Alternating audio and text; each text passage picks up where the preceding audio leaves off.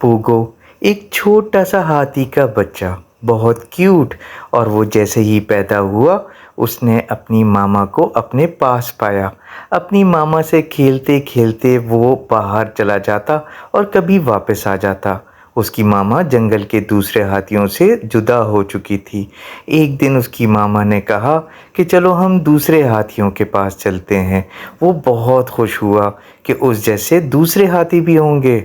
वो जब जंगल की तरफ अपनी मामा के साथ गया तो उसने देखा कि वहाँ बहुत सारे हाथी थे।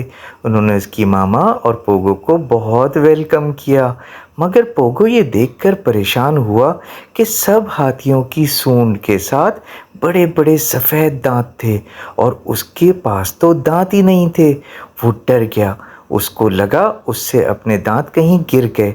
अब वो छुपा छुपा सा रहता, मामा के पास जाते हुए घबराता और किसी के साथ बात करते हुए भी घबराता।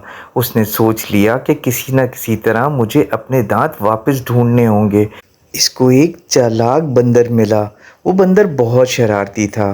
पोगो ने बंदर को बताया कि उसके दांत कहीं गुम हो गए हैं। बंदर क्योंकि शरारती था तो बंदर ने कहा तुम्हें वो दांत समंदर के किनारे मिलेंगे। अब पोगो रोज़ ये सोचता कि वो समंदर के किनारे चला जाए, मगर हर वक्त उसकी मामा उस पर नज़र रखती। एक दिन सुबह जब उसकी मामा कहीं खाना लेने के लिए गई हुई थी तो पोगो अपने घर से निकला और ख़ामोशी से भागना शुरू कर दिया। और भागते भागते वो जंगल के साहिल पर आ गया। वहाँ उसको बड़े बड़े मगरमच्छ नज़र आए, उसको बहुत सारे परिंदे नज़र आए, मगर उसको कहीं भी अपने दांत नहीं मिले। वो पूरे समंदर के किनारों पर घूमता रहा और फिर मायूस होकर वापस आ गया। जब वो वापस आ रहा था तो रास्ते में उसको एक हिरन मिला। हिरन ने देखा कि हाथी का बच्चा बहुत उदास है। हिरन ने उससे पूछा, पोगो क्या हुआ? पोगो ने कहा, मेरे दांत गुम हो गए हैं और बंदर अंकल ने मुझे कहा कि वो दांत समंदर के किनारे मिलेंगे, तो मैं समंदर की तरफ गया हुआ था। हिरन मुस्कुराने लगा। हिरन ने कहा, पोगो तुम्हें पता है कि तुम बहुत छोटे हो और जैसे जैसे तुम बड़े होगे तुम्हारे जिस्म में तब्दीलियां आना शुरू होंगी और उसमें से एक तब्दीली तुम्हारे दांतों की भी है। ये दांत उम्र के साथ बाहर खुद ब खुद निकल आएंगे।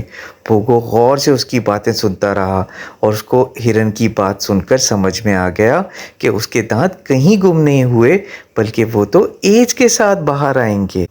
पोगो ने हिरन का शुक्रिया अदा किया और खुशी खुशी और एतमाद के साथ अपने घर की तरफ रवाना हो गया। घर पर पोगो की मामा बहुत फ़िक्रमंद थी। उन्होंने जैसे ही पोगो को देखा तो फ़ौरन आवाज़ लगाई, पोगो तुम कहाँ चले गए थे? पोगो ने आकर जल्दी से अपनी मामा को हग किया और बताया, मामा मैं ये समझ रहा था कि मेरे दांत कहीं गिर गए हैं और इसीलिए मैं आपके पीछे छुपा छुपा रहता था, मगर मुझे हिरन अंकल मिले और उन्होंने बताया कि ये दांत तो मेरे कहीं नहीं गिरे और मैं जैसे ही बड़ा होऊंगा मेरे दांत खुद ब खुद निकल आएंगे। मामा हाथी ने उसकी तरफ मुस्कुराकर देखा और कहा, हाँ पोगो तुम्हारे भी सब लोगों जैसे बड़े बड़े खूबसूरत दांत निकल आएंगे।